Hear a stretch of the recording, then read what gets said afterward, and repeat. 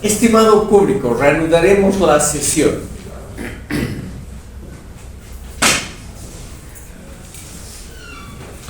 El aspecto más conocido y más controvertido de la concepción de Gadamer es la llamada rehabilitación de los prejuicios. Aquí ven ustedes que también se necesita algo de valentía para poner la palabra prejuicio, que todos nosotros la utilizamos con un dejo negativo, ponerlo como algo positivo y encima tratar de rehabilitar, es decir, volver a poner en funcionamiento los prejuicios como una de las labores principales de toda ocupación intelectual. Y esta rehabilitación de los prejuicios es también la parte más popular de la hermenéutica filosófica heideggeriana en el tercer mundo, por las siguientes razones. Gadamer nos dice que los prejuicios colectivos no son fenómenos negativos, no son, como lo creía Francis Bacon o Marx o Freud, obstáculos a un conocimiento verídico, crítico o científico, sino los prejuicios serían, para Gadamer, elementos ineludibles, o sea que no se puede escapar a ellos, impensables de ser evitados. Es una especie de preconocimiento, un procedimiento cognoscitivo que tenemos todos los seres humanos y a los prejuicios no podemos renunciar. Los prejuicios van más allá y nos dice, son el fundamento mismo del conocimiento.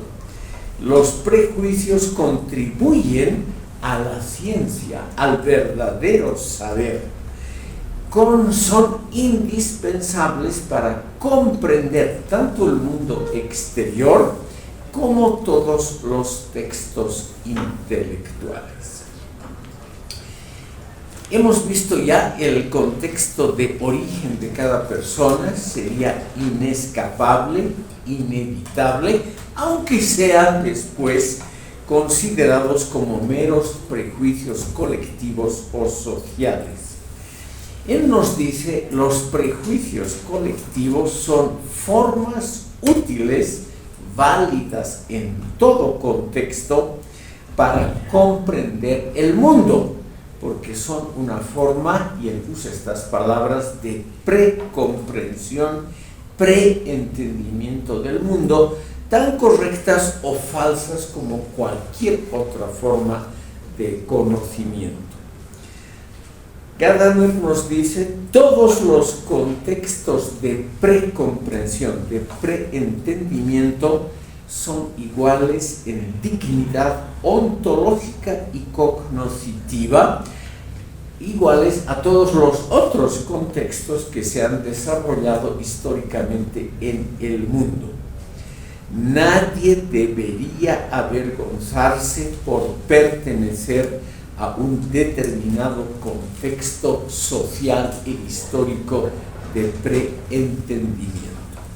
Solo la arrogancia racionalista de Occidente, por eso es tan popular Gadamer aquí, solo la arrogancia racionalista de Occidente habría establecido falsas jerarquías entre los sistemas de precomprensión, que son calificados como negativos o por lo menos como insuficientes, en comparación con el verdadero entendimiento, que sería el entendimiento racional basado en experimentos y en juicios racionales.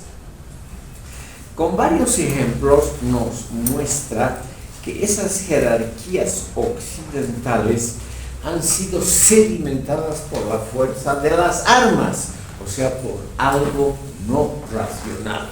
Por ejemplo, por el imperialismo exitoso de los países occidentales como Francia y Gran Bretaña. Esa arrogancia, dice él, de estos países que históricamente han sido poderosos, esa arrogancia es la que ha creído que un juicio anterior al conocimiento puede ser calificado como un prejuicio negativo, cuando es solamente una posición indispensable para avanzar por la escalera del entendimiento. O sea, esta posición de Gadamer está opuesta completamente a los juicios clásicos de Marx, Freud, etcétera, sobre los prejuicios colectivos, en el caso de Marx, sobre las ideologías. Y también está completamente opuesta a lo que vamos a ver en la próxima sesión, que es la teoría interpretativa de la Escuela de Frankfurt y de tendencias similares. Gadamer, estimado público, nunca criticó, por ejemplo, la mentalidad alemana que hizo posible el nacionalsocialismo mediante elecciones legales alrededor de 1933. Nunca dijo una sílaba sobre esa extendida mentalidad. Según Gadamer, los preentendimientos indispensables de todo individuo se unen a lo largo de la vida de una persona para construir lo que él llama el sentido colectivo de la vida. El sentido de la vida es una construcción que se basa en muchos sentidos prerracionales, y él está firmemente interesado en que lo prerracional no sea confundido con lo irracional. Para él lo prerracional es simplemente una etapa indispensable de la razón y no es algo negativo, no es algo irracional. La obra de Gadamer, como ustedes han podido oír, está llena de estos prejuicios preentendimiento, prejuicio, precomprensión, que todos son conceptos positivos en la filosofía heideggeriana, porque ayudan, simplemente son ayudas indispensables para un conocimiento mayor o simplemente más amplio, no son renunciables. Los diferentes preentendimientos humanos, nos dice él, se disuelven generalmente en un horizonte común.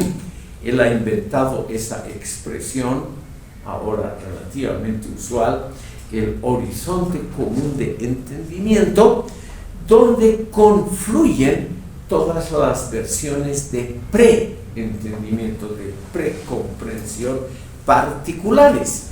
Y él dice, en el fondo, los seres humanos nos podemos entender porque nuestros preconceptos confluyen en ese horizonte común de comprensión. Y ese horizonte es el espíritu general de una época. El pasado, nos dice, de todas las sociedades ha generado unos cimientos para ese horizonte común. La tradición, por ello, es algo muy valioso. La tradición no es algo, como creen los marxistas o los psicoanalistas, algo que deba ser criticado y rechazado, sino la tradición es lo más valioso que tenemos. La tradición es el conjunto de los prejuicios en sentido positivo, de la precomprensión, del preentendimiento que todos nosotros llevamos y que está, por ser precomprensión, más cerca de lo que él llama la razón lingüística universal. La tradición, dice Gadamer finalmente, es el cimiento de todo pensamiento del presente. La tradición no es jamás negativa por sí misma, nunca, sino que la tradición es algo que nos ayuda, en primer lugar, a sentirnos humanos, al no sentirnos disminuidos en nuestra propia sociedad. Él también, como ya se pueden dar cuenta de esta tradición, es contraria a las comparaciones, que es una de las cosas favoritas de la escuela de Frankfurt. Él está en contra de las comparaciones porque una comparación siempre resulta en una carencia de condiciones, de habilidades, de descubrimientos, una carencia con respecto a otras culturas. Si se compara, por ejemplo, nos dice Gadamer, es uno de sus ejemplos favoritos, la tradición de Europa oriental, comentada por las iglesias ortodoxas griega y rusa. Claro, la tradición oriental en teología resulta una tradición pobre si se la compara con la escolástica, con la patrística, es decir, con la teología católica. Si se compara, por ejemplo, los modos de vida de los países de Europa Oriental, resultan naturalmente más pobres, más incivilizados, etc., si se los compara con Europa Occidental. Pero él dice, esas comparaciones no deben ser hechas, porque no comprenden lo esencial. La gente en Europa Oriental es probablemente más feliz, vive como él más años, es decir, lleva una vida en el fondo más plena, porque no está preocupada por las tonterías del consumismo occidental y por sí tratar siempre de ganarle al prójimo en esa cultura de la competencia de todos contra todos en que ha devenido el mundo occidental. Entonces, las comparaciones deben ser evitadas. Siempre pierde alguien en una comparación, sobre todo cuando se comparan culturas, cuando se comparan resultados de naciones unos con otros. Siempre pierde justamente aquel que probablemente tiene la vida en común más valiosa para su colectividad. Obviamente eso es aquí extremadamente popular. No hemos inventado la bomba atómica, pero tenemos más solidaridad con el prójimo, tenemos más identidad, tenemos sentido de la soberanía popular, etcétera, etcétera. ¿Qué importa si no hemos inventado los antibióticos o la bomba atómica cuando tenemos una vida social, es decir, una identidad superior a las otras?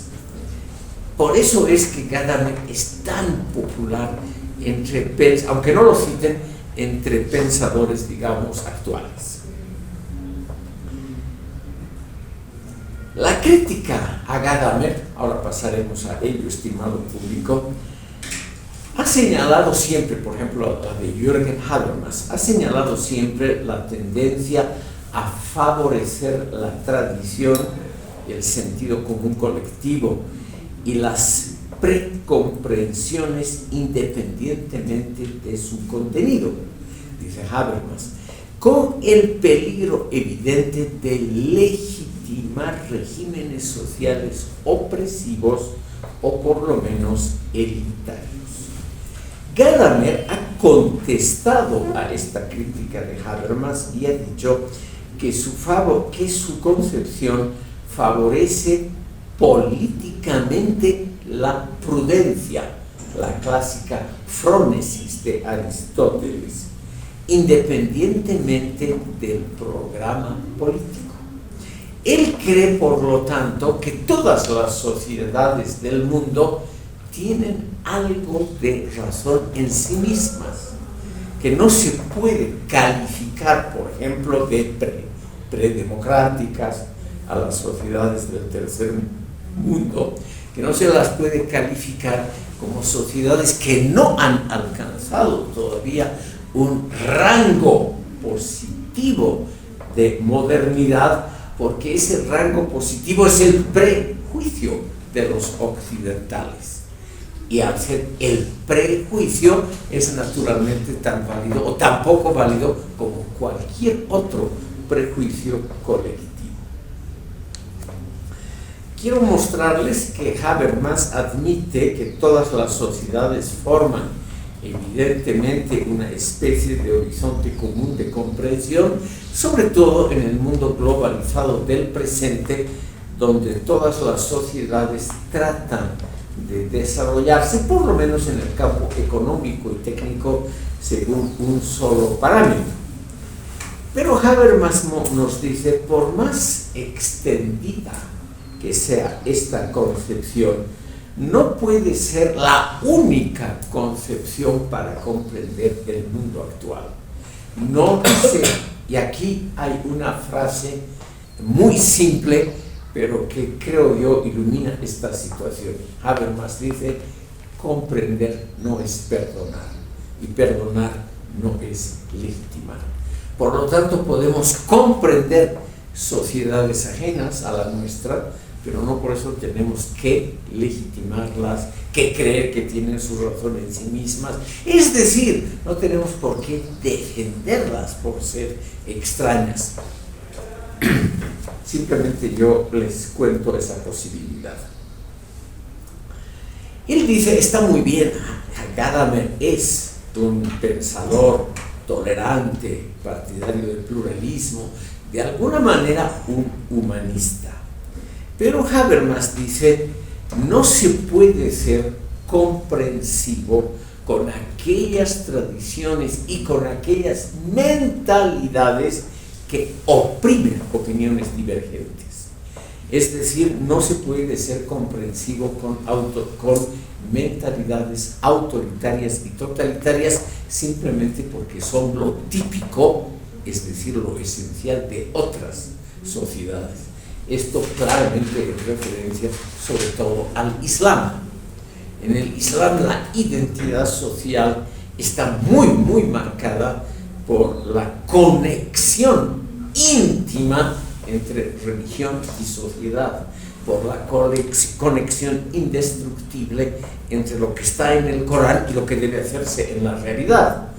Y esto es parte de la identidad de muchas naciones relativamente importantes hoy en el mundo. Y Habermas nos dice, esa identidad de esas naciones está muy bien para ellos, pero no pueden pretender ser universales y no pueden pretender que nosotros acallemos nuestra crítica a esas sociedades. No podemos, en otras palabras, santificar, legitimar, perdonar el autoritarismo, las mentalidades autocráticas de otras sociedades, porque sean parte de la tradición, de las mentalidades profundas, de los prejuicios de otras sociedades. De acuerdo a Habermas, la teoría de Gadamer serviría en el fondo para justificar cualquier forma de autoritarismo si ese autoritarismo es parte de una identidad, de una mentalidad bien enraizada. Por lo tanto, Habermas y otros pensadores creen que es posible criticar a Gadamer porque esa idea de que todas las culturas están en el mismo rango, que todas son iguales ante Dios, como lo creía Jean-Baptiste Vico, etc., eso puede encubrir un intento de justificar lo injustificable, que es, por ejemplo, el tratamiento discriminatorio de la mujer o simplemente del que piensa de manera diferente en el mundo islámico y en general en sociedades totalitarias.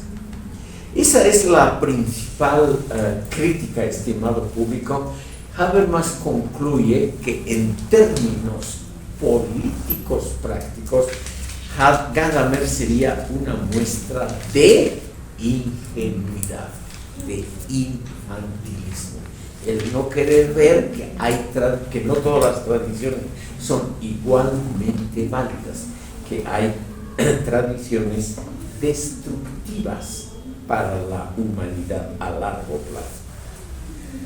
Yo creo que si aplicamos esta idea de Habermas a Bolivia, podríamos decir, por ejemplo, que lo nacional popular, aquí tan cantado y celebrado por autores como René Zabaleta Mercado, que lo nacional popular es evidentemente un sentido común conformado por una precomprensión de la historia, de la sociedad y del mundo, pero no es la última palabra, no porque sea lo nuestro, lo propio estaría por afuera o por abajo de la crítica.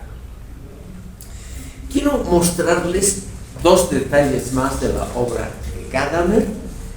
Él tiene una obra muy interesante que se llama La razón en la época de la ciencia, de 1976.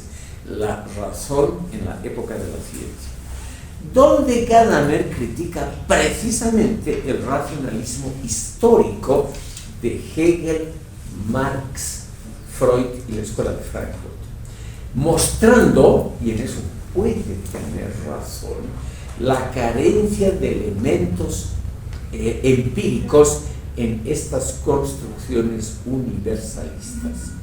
Porque él dice, Marx no hizo ninguna investigación empírica, igual que Hegel.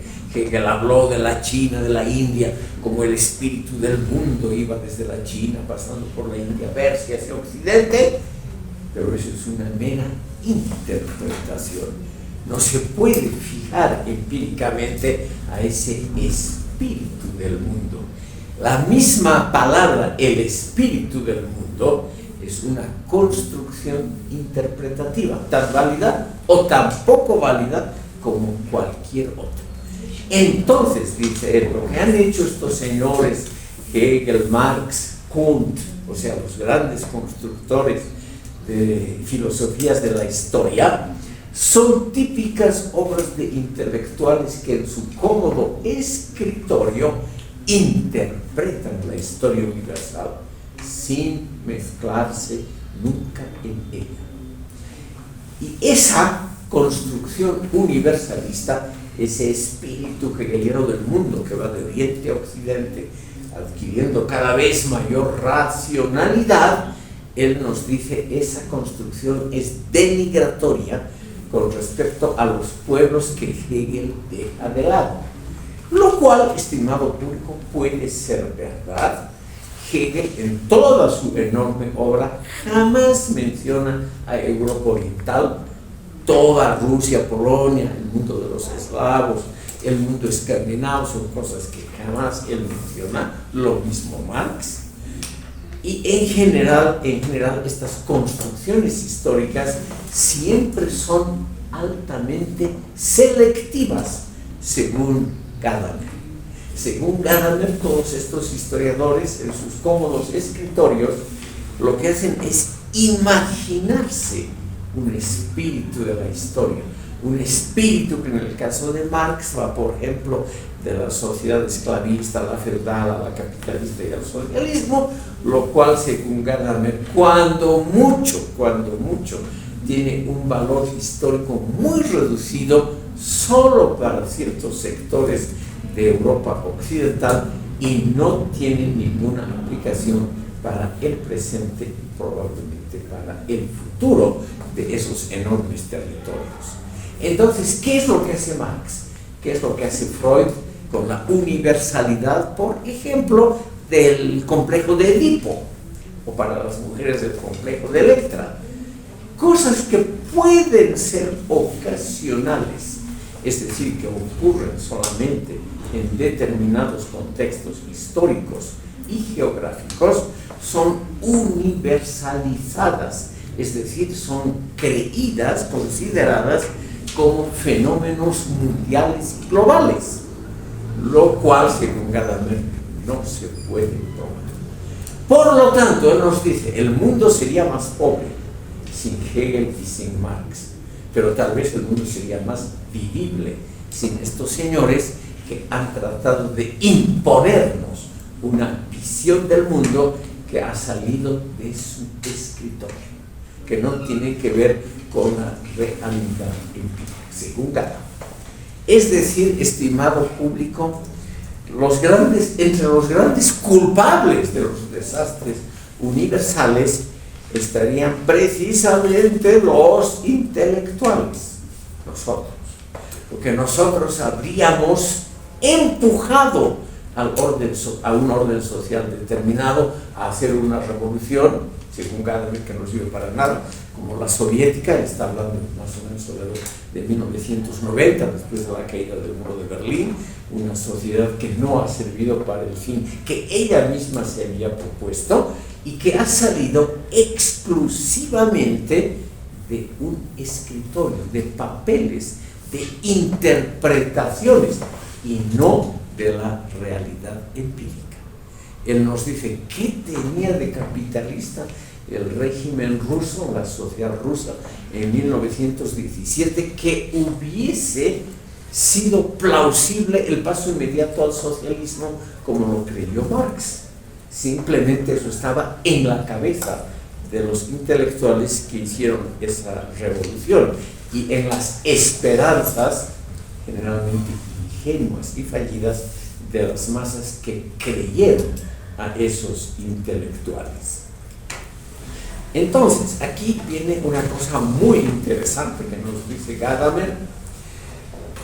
Los auténticos conservadores son aquellos que postulan un orden histórico racional definitivo, aquellos que han eliminado todas las contradicciones y alienaciones y todos aquellos obstáculos a una razón histórica que nunca puede ser detectada empíricamente, es decir, que no existe un sujeto que se llame razón histórica, y que son construcciones mentales poderosas. Eso no niega nada, son construcciones muy poderosas, pero son construcciones que existen en dos campos: en el campo de los prejuicios típicos de todo ser humano y de las esperanzas mesiánicas de los intelectuales que nunca se ponen a sí mismos en duda. Él nos dice, ¿cómo va a ser posible que el mundo termine como lo creía Hegel con el Estado ideal, el Estado prusiano de 1930, o el ámbito del socialismo actual, nos dice Gadamer, cuando lo que nosotros vemos cada día es que la historia sigue avanzando? Ya no hay el Estado prusiano ideal en Alemania, ya no hay, está hablando después de 1991, ya no hay el socialismo en la Unión Soviética. Por lo tanto, todo esto, toda esta idea racionalista de dar una sola explicación válida para comprender la historia y el mundo, es simplemente el fruto del orgullo del racionalismo occidental.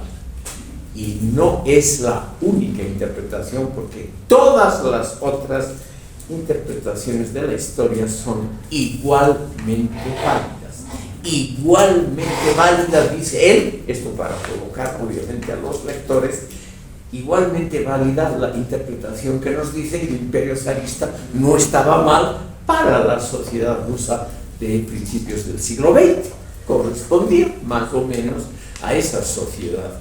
¿Para qué destruir eso y tratar de imponer algo que no es seguro que hubiese tenido éxito y que encima ha costado, como todos sabemos, algunas vidas humanas?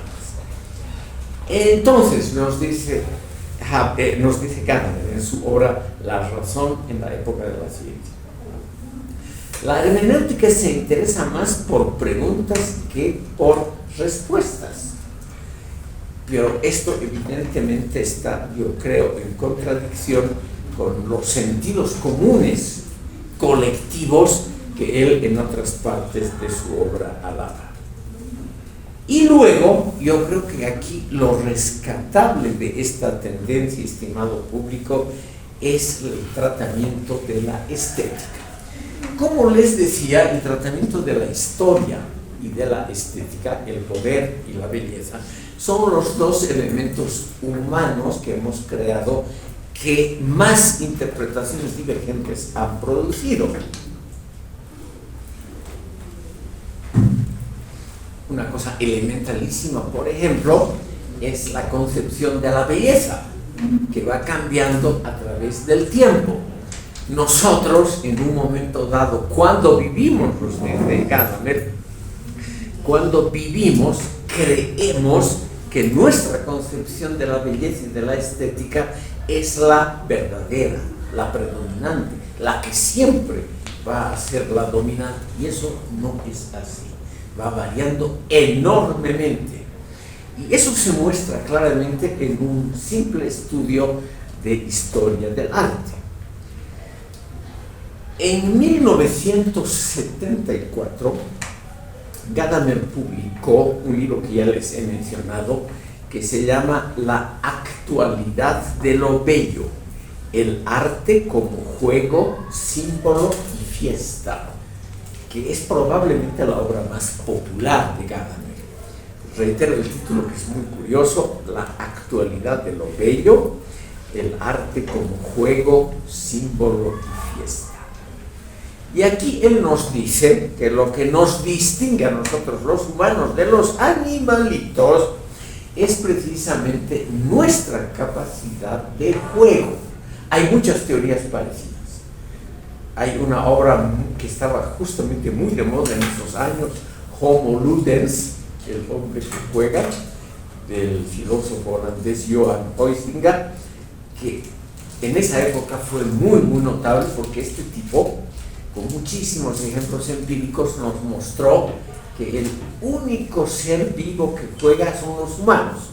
Este Huizinga demostró, y Gadamer lo sigue, nos mostró que los perros, los gatos, cuando juegan, no juegan según reglas, sino según instinto.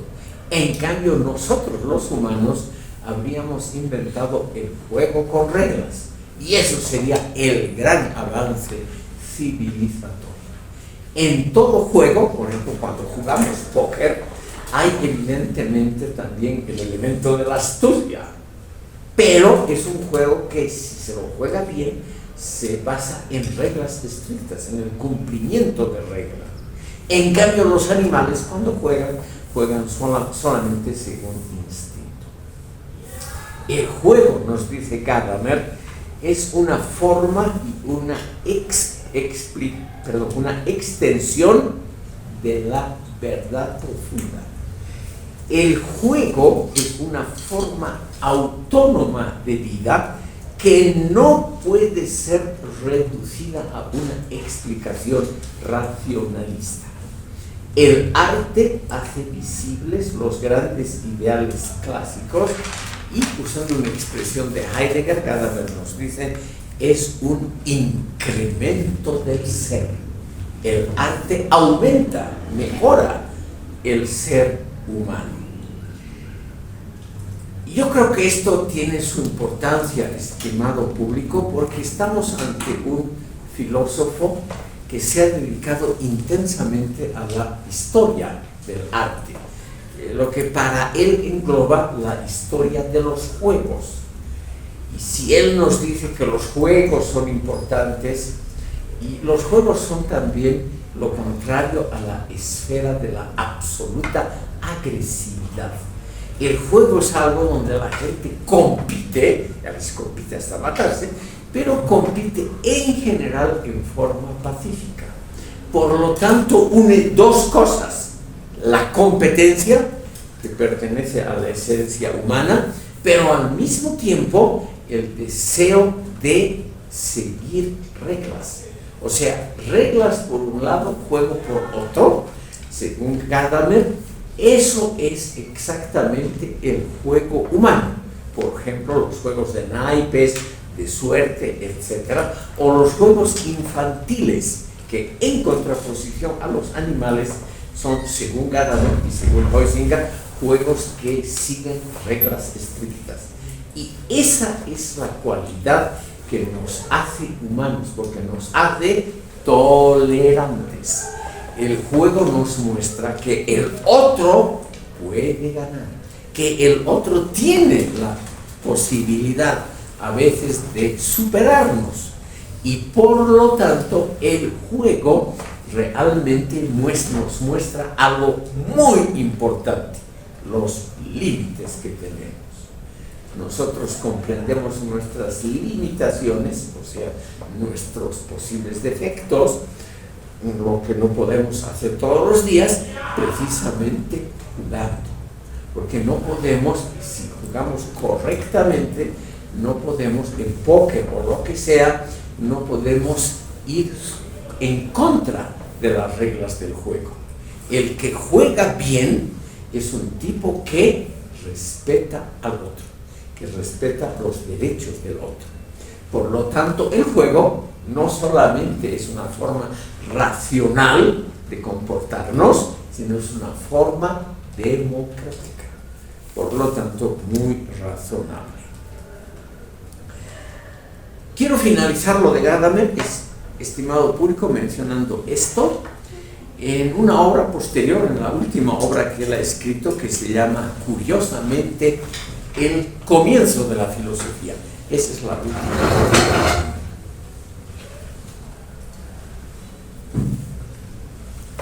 El comienzo de la filosofía. Aquí él examina el valor filosófico de los mitos. Esto se parece mucho a Jean-Baptiste Vico. Él dice: el mito es la verdad enfática, o sea, con todo derecho, la verdad enfática de su época. Es el horizonte donde han confluido los saberes y sobre todo donde confluyen los temores y anhelos de los pueblos.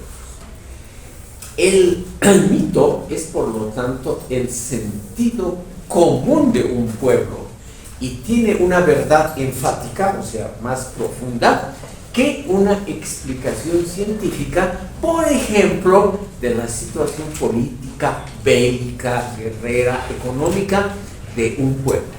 Él nos dice lo siguiente: podemos aprender mucho más de los griegos estudiando sus mitos que estudiando su filosofía política y sus instituciones. Porque si estudiamos las instituciones, y hay muchos escritos, el pobre Aristóteles reunió todas las constituciones de su época, etcétera, etcétera. Si nos dedicamos a ese tipo de estudios, vamos a comprender solamente lo superficial del mundo griego. Pero si estudiamos los mitos griegos, vamos a comprender lo profundo de la vida griega. Por lo tanto, los mitos son indispensables para comprender cualquier sociedad humana. El mito tiene que ser comprendido en el sentido de la interpretación hermenéutica. No tiene que ser racionalizado, como hacen, dice Gadamer, los filósofos racionalistas. Él claramente critica lo que vamos a ver en la próxima sesión, la escuela de Frankfurt y su tendencia a criticar ideologías, mentalidades, etc. Lo que ha hecho, por ejemplo, Erich Fromm, que se ha preguntado por qué los alemanes votaron voluntariamente por Hitler en los años 30, por qué subió Hitler al poder legalmente con la mayoría democrática.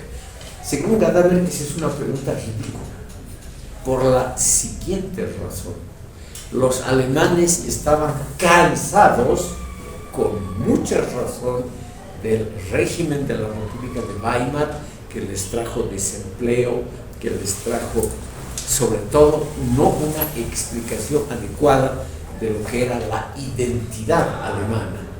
no les trajo una explicación de por qué habían perdido la Primera Guerra Mundial cuando militarmente les iba muy bien hasta el último instante.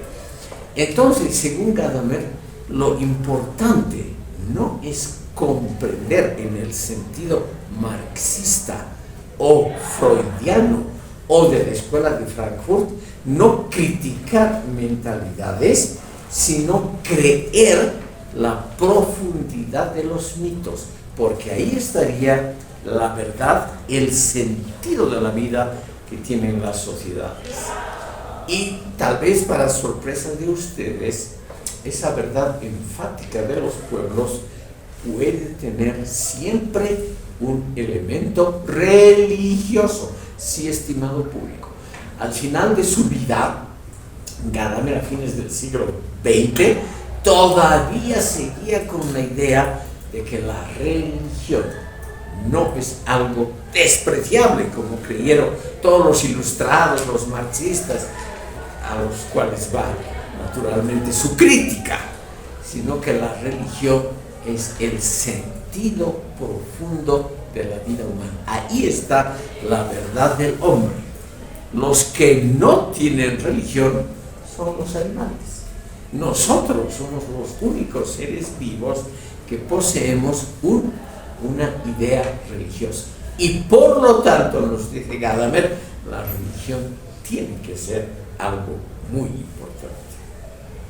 No como los científicos que creen que es algo superfluo, hay una superstición, es decir, algo de una mentalidad prerracional.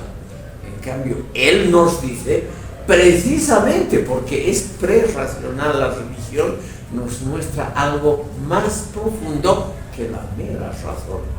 La razón para él es solamente algo superficial, algo que explica solamente lo de arriba, pero no lo profundo. Por lo tanto, el marxismo, el psicoanálisis, la Escuela de Frankfurt, todo eso son obviamente esfuerzos racionales interesantes que hay que leer, etc. Es un tipo muy tolerante. Pero dice, hay algo por abajo o por atrás de los prejuicios colectivos, de las mentalidades, etc. Y eso que está por debajo de las mentalidades es la religión.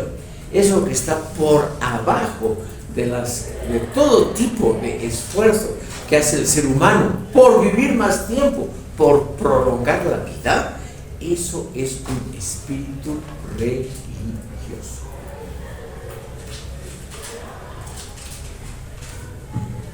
Como ven ustedes, estimado público, la teoría de este señor es en el fondo un intento de revalorizar las tradiciones, las mentalidades prerracionales, lo antiguo, porque según él no podemos ser tan arrogantes de creer que solo vale lo actual. Ese desprecio a lo antiguo, ese desprecio a lo que está antes, eso es lo que él critica severamente, porque él dice, si nosotros criticamos la forma en que vivían nuestros padres y abuelos, en el fondo nosotros estamos destruyendo la base de la convivencia humana, porque nuestros descendientes nos van a criticar igualmente a nosotros. Por lo tanto, lo valioso que tenemos es lo que está en lo más profundo. La religión, los mitos, los prejuicios sociales son la expresión de eso profundo que está muy abajo. Quisiera terminar esta cuestión, estimado público, refiriéndome muy brevemente a otra tendencia de la hermenéutica, sobre todo una tendencia que también hoy es relativamente popular. Por eso quiero emplear unos minutos para complementar este cuadro de la hermenéutica filosófica, refiriéndome a Wilhelm Dilthey. En la pizarra he puesto el nombre.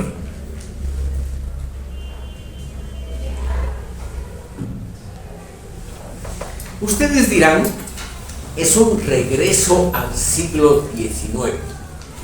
Y eso es verdad solo parcialmente, porque Dilthey nos ha propuesto una visión muy anterior a Gadamer, pero que se acerca a esas posiciones de comprender lo bueno de la religión, de la teología, etcétera, pero al mismo tiempo en un modo estrictamente científico. Por eso es que esta tendencia también tiene hoy dentro del postmodernismo muchos admiradores, como Lyotard, etc. Por ello creo que es simplemente de información darle unos minutos a este pensador alemán Wilhelm Dilthey. El estimado público, junto con Gian Battista Vico, es el fundador de la autonomía completa de las ciencias del espíritu. Aquí viene una posición altamente controvertida hoy en día, porque estos señores como Dilthey y otros sostienen que las ciencias del espíritu, la filosofía, la historia, la sociología, etcétera, son tan valiosas o más que las ciencias naturales porque se ocupan de lo principal para el ser humano, la convivencia razonable entre personas que piensan y actúan de manera diferente. Y las ciencias naturales, según ellos, no nos pueden dar una idea clara de cómo debemos convivir en un planeta pequeñito, ya delimitado estrictamente un planeta muy pequeño, donde necesariamente tenemos que convivir con gente que nos es desagradable porque piensa de manera diferente, tiene otros dioses, otras costumbres, otras maneras de ver a las mujeres, por ejemplo, etcétera, etcétera. Y como son millones, lamentablemente hay que convivir con ellos. ¿Qué es lo que propone Dilthey? Se parece un poco a Gadamer. Él nos dice, estimado público, que las ciencias naturales son obviamente importantes. ¿Quién va a negar los avances derivados de las ciencias naturales por medio de la tecnología? Eso sería ridículo. Pero al mismo tiempo, las ciencias naturales no nos dicen nada sobre cómo debemos comportarnos. O sea, les faltan dos dimensiones, la ética y la política. Y esas dos dimensiones, dice Dilthey, la ética y la política, es lo que va a ser decisivo en el mundo del futuro. Él prevé con alguna certeza que el mundo del futuro va a ser un mundo de estrecheces, un mundo de hacinamiento. Porque ya en esa época, o sea, en la segunda mitad del siglo XIX, y había muchos cálculos de cómo va la expansión demográfica, etcétera, etcétera, y cómo el mundo, que físicamente no se puede ampliar, cómo este mundo tiene que soportar una población cada vez mayor y, lo más grave, con ansias permanentes de progreso y consumo cada vez mayores. Es decir, algo muy, muy positivo, algo estrictamente racionalista. Desde todo punto de vista, algo que podríamos calificar de positivo, como la democratización de usos y costumbres. Él nos dice, eso puede llevar a factores autodestructivos. O sea, la democracia es evidentemente una gran conquista humana. Pero al mismo tiempo, la democracia, como toda creación humana, puede tener elementos negativos. Este es un punto de vista que yo considero más o menos importante y por eso les recomiendo considerarlo, estimados oyentes. toda obra humana, toda, sin excepción, puede tener elementos negativos.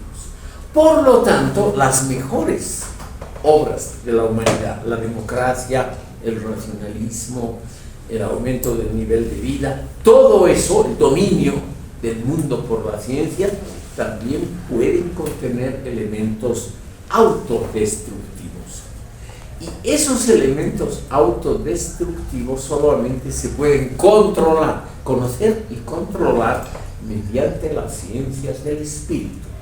Por eso dice él la enorme importancia de las ciencias que se dedican a esa dupla ética y política, que Dilthey la considera esencial. Además nos dice él, yo esto simplemente lo repito como no soy especialista en ciencias naturales, no puedo opinar.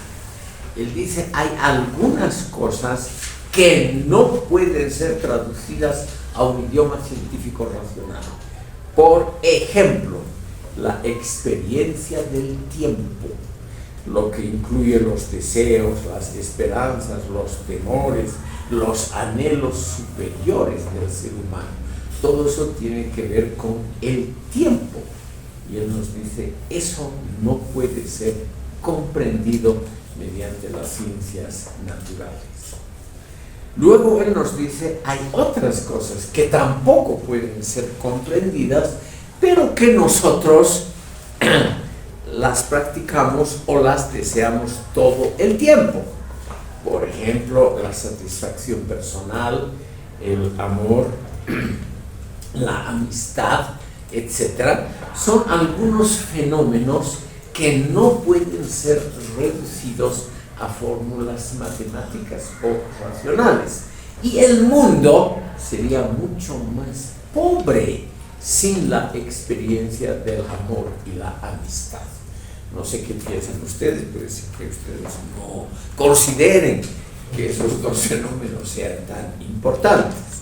Y por último, él nos muestra ese campo. La dirección, ya les he contado a ustedes de la carrera, me ha pedido que los anime a ustedes a tomar la maestría terminal sobre estética que va a tener lugar el próximo año. Dilthey nos dice, hay una esfera muy importante en las actividades humanas que no puede ser comprendida por las ciencias naturales ni por la razón. Es la esfera del arte y de la belleza. Pese a enormes diferencias que hay entre pueblos y entre épocas, él nos dice, todos los pueblos y todas las culturas siempre han querido, a su manera cada uno, conseguir belleza, producir arte, generar literatura. Es decir, valores que van por encima de lo cotidiano, de lo fácilmente comprensible.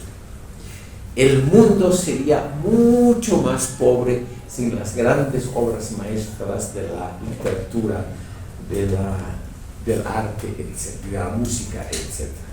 Y sin embargo, la creación de estas obras no es algo que pueda ser hasta hoy explicado claramente.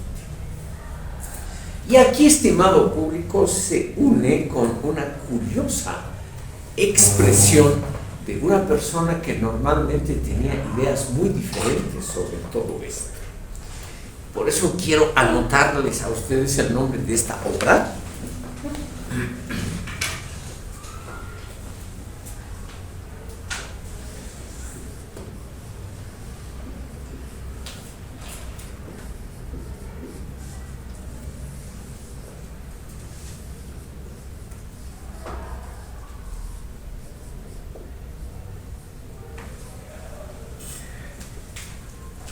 Karl Marx dejó unos extensos apuntes, no llegó a publicarlos, con el título de Grundrisse, es decir, Fundamentos de la Economía Política. Han sido publicados muy posteriormente, a partir de 1930, y generalmente se los ha traducido también con el título de Grundrisse, porque es una palabra alemana de difícil traducción. Grundriss es una palabra de la arquitectura, significa plano o la planificación de los cimientos, pero también puede significar fundamento en general, base, etc. En los Grundrisse de la economía política, en medio de una discusión muy técnica sobre problemas de sueldos, salarios, todas esas cosas del marxismo, inesperadamente Marx se hace la pregunta: ¿por qué nos siguen gustando las obras clásicas de la primera época griega, de la época clásica griega? ¿Por qué nos sigue gustando la escultura clásica griega, las tragedias griegas, y nos sigue interesando algo la filosofía de esa época? Si nosotros no tenemos nada que ver con el fundamento socioeconómico y tecnológico de esa época para Marx, que ya hacía atrás 2300 años. Y Marx mismo se da una respuesta y dice claramente: porque esas obras clásicas de la escultura, de la literatura griegas, representan valores básicos universales. Y eso significa que son valores, no son hechos, sino valores, no pueden ser agarrados empíricamente, pueden ser solo comprendidos. ¿Por qué, por ejemplo, una tragedia griega todavía tiene sentido para nosotros, y por la forma en que está construida nos puede gustar esa brillante prosa? ¿Por qué nos gusta la Odisea? No solamente por la historia de aventuras que es narrada en esta epopeya griega, sino también por la forma extremadamente atrayente de esa poesía, de ese gran poema. Entonces Marx se da una respuesta provisional, porque son valores incólumes al paso del tiempo. Es decir, el paso del tiempo, que según Marx afecta a todo, no afectaría a los grandes valores del arte. Esa respuesta, después sigue Marx estrictamente con cuestiones técnicas de economía. Son solamente unas pocas líneas en esta obra. Entonces, Dilthey, estimado público, se hace la misma pregunta: ¿por qué todavía hoy gastamos una enorme cantidad de dinero para visitar obras clásicas de arte? ¿Por qué la gente, en la época de Dilthey, había una especie de turismo, por lo menos de las clases medias, un turismo masivo, por ejemplo, a Italia, a ver las grandes obras de arquitectura y de arte? ¿Por qué la gente va a ver eso si no tiene nada que ver con la vida cotidiana de esas personas?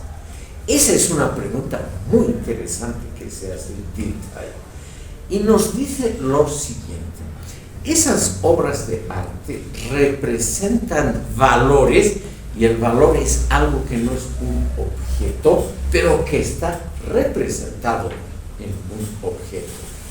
Un valor es algo que puede permanecer incólume, es decir, no atacado por el paso del tiempo, que todo lo modifica. Por ejemplo, los diferentes órdenes socioeconómicos que Marx con mucho gusto vuelve siempre a describir. Por ejemplo, el esclavismo, que es la época en que ocurren estas obras. El esclavismo ya no hay en la actualidad. Estamos totalmente en contra de todo esclavismo. Y sin embargo, las obras de arte creadas 400 años antes de Cristo, en plena época esclavista, todavía nos fascinan y gastamos dinero en verlas. Y eso requeriría una explicación. Entonces, Dilthey nos dice: las ciencias naturales y exactas no nos pueden dar una respuesta a este profundo deseo humano. ¿Y qué es ese profundo deseo humano?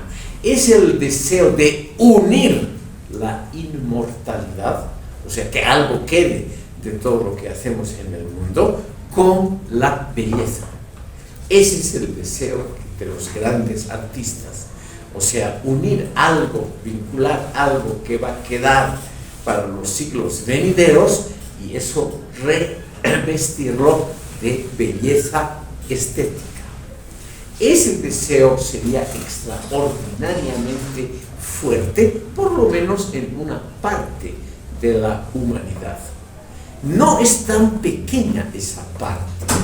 Nos dice Dilthey, por ejemplo, aún sin tener la más remota idea de lo que es la estética clásica, los varones en todas las culturas se enamoran de un tipo de mujer que corresponde a la escultura clásica. Obviamente son ideas que pueden estar, estimado público, altamente controvertidas. Pero hay muchos estudios modernos, sobre todo en un campo que a ustedes les puede interesar, que es la publicidad, el marketing, el mercadeo y las relaciones públicas. ¿Por qué todavía hoy se vende más fácilmente un auto, que es un producto de la tecnología más avanzada, si en la propaganda aparece con una chica con poca ropa, una chica guapa con poca ropa? ¿Por qué se vende más fácilmente ese auto? ¿Por qué en todas las culturas, y son casi todas del mundo actual, donde hay arte cinematográfico, por qué las artistas femeninas corresponden a un tipo de belleza que puede ser gustado universalmente? Entonces hay algo además desagradable, obviamente no es un tema agradable, sobre todo para los involucrados, no es un tema agradable. ¿Por qué hay ese fenómeno? Y Dilthey nos da una pequeña respuesta.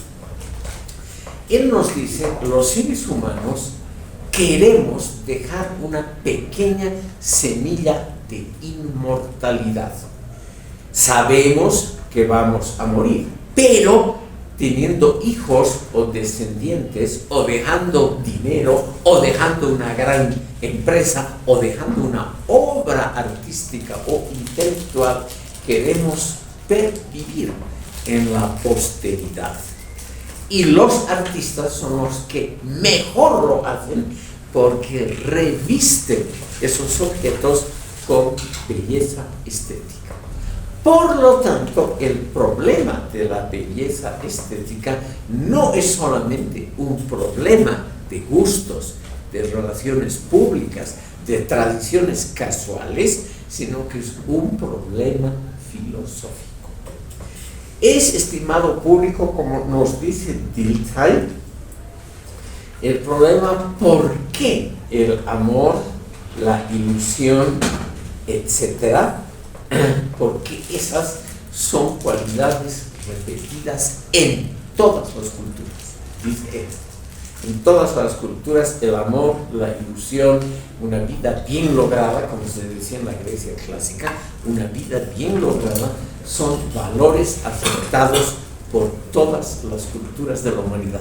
Pueden variar algunos detalles, por ejemplo, gastronómicos, pueden algunos de experiencia, de apariencia estética, es decir, superficial, pero en general, nos dice Dilthey, hay un sentimiento universal de aprecio por ese tipo de valores. Y lo mismo en los principios muy elementales de la ética. En todas las éticas del mundo, el asesinato, el robo y la mentira, esos tres factores, son obviamente producidos y generados cada día en gran cantidad. Pero todas las éticas del mundo condenan el asesinato, el robo y la mentira. Entonces tiene que haber algo, nos dice él, de valores universales aceptados por la humanidad. Y esa aceptación no puede ser comprendida mediante las ciencias exactas, sino tiene que ser comprendida mediante las ciencias del espíritu. Es decir, lo que realmente importa a largo plazo. el ser humano quiere dejar esa muestra pequeña, aunque sea, de inmortalidad. Esa actitud de dejar una muestra, un testimonio de inmortalidad, no puede ser entendido mediante la pura razón, sino por un sentimiento que él llama de comprensión, o sea, un sentimiento de empatía, que es lo mismo que simpatía, es decir, penetrarse con esa tendencia, tenerle cariño a ese objeto, a esa tendencia, a ese valor. Y los seres humanos, nos dice Dilthey, viven en el fondo para conseguir esos valores. El último punto, ¿por qué la gente se esfuerza por tener éxito en dos campos fundamentales, el dinero y el poder? No es cierto, estimado público, claro, aquí nadie lo va a admitir, pero el dinero es algo que gusta a todos. El dinero, estimado público, lo han dicho todos, no es la felicidad, pero ayuda enormemente a conseguir la felicidad. El poder tampoco es la gloria que uno se imagina, pero qué maravilla es estar arriba y no abajo. Es decir, el poder y el dinero, en forma mucho más baja, el prestigio, son también valores que vienen de muy, muy atrás y que no pueden ser reducidos a una explicación racional, sino a una comprensión, igual que Vico, basada en la simpatía, o como dijo Vico, es el inventor de la palabra empatía, en identificarse con él.